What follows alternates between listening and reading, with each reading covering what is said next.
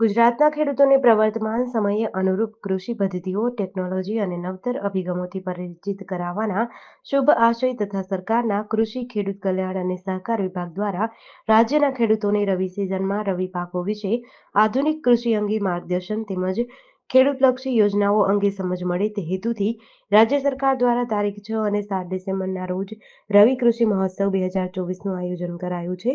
મુખ્યમંત્રી ભૂપેન્દ્રભાઈ પટેલ અને કૃષિ મંત્રી રાઘવજીભાઈ પટેલ બનાસકાંઠા જિલ્લાના દાંતીવાડા કૃષિ યુનિવર્સિટી ખાતેથી રવિ કૃષિ મહોત્સવ 2024નું રાજ્યવ્યાપી પ્રારંભ કરાવ્યો હતો.